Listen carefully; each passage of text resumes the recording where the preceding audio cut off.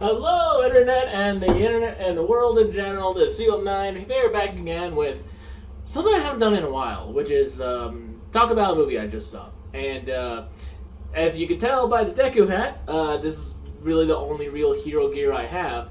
It is Superman, the most current Superman. And I have to admit, this is actually the first live-action Superman movie I saw, if you don't count the Justice League movie, which might get a full review in the future, depending on production value and time and all that.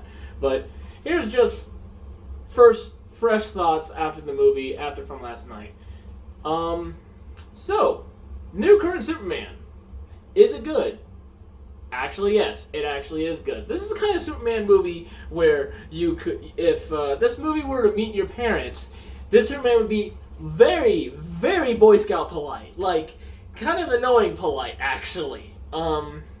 He does not cuss at all during the movie, when as angry as he gets at what's being put in front of him. Both his parents stay alive, thankfully. This is an actually good, this is the Superman that actually gets to keep his parents. Okay, his adopted parents, the Clarks, not his actual biological parents. And this is also Superman. If you were to meet your parents, he wouldn't ask for coffee. He might ask for something a little bit calmer, like tea or milk.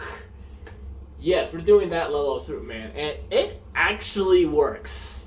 And I am so glad they went with how they treated this Superman, because outside of the Justice League Superman, which was the real first Superman I saw in theaters, I barely touched Superman, to be completely honest. The only other Superman thing I saw that I actually liked was the Red Sun movie, which, if those of you who haven't seen it, it's really good. There really aren't too many problems I could think of that will tell me, looking at big Superman fans and people who have never heard of Superman before in their life, except for something very specific that happened more to me than anything else, which was there's a certain explosion that happens, and I'm not talking about Porygon Electric Soldier levels of explosion on the screen, but because my eyes were so focused on the center of the screen, and in a theater, and I was at the front row, which is what I rarely try to do, because I have to kind of lean more back to see everything on each side. Big white explosion happens, and I'm looking at the center screen while I'm kind of lying down.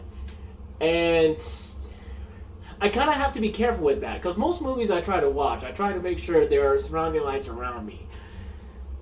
Mostly just to do the eye damage growing up. Alright? And of course, look at the center screen, and if anybody has similar problems with their eyes, they know exactly what I'm talking about when I say, it hurt to look at the screen and I had to bolt upright and cover my eyes.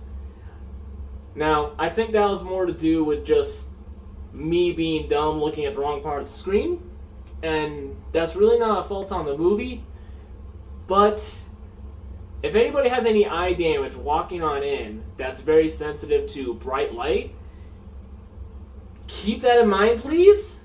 Okay?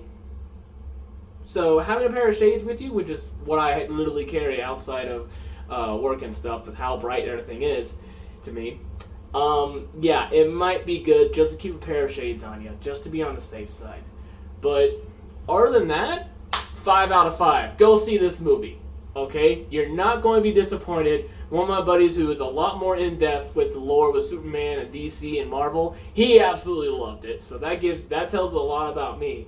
Some of my other buddies who I went with, who barely dabbled in Superman, they all loved it. So, there seemed to be kind of a growing level of discourse, though, not because of the movie, but because apparently there are some people that are actively trying to go to the movie to cause a disruption. Thankfully, I did not see any of that happen in a theater I went to, so I guess I can mark myself safe from those goons.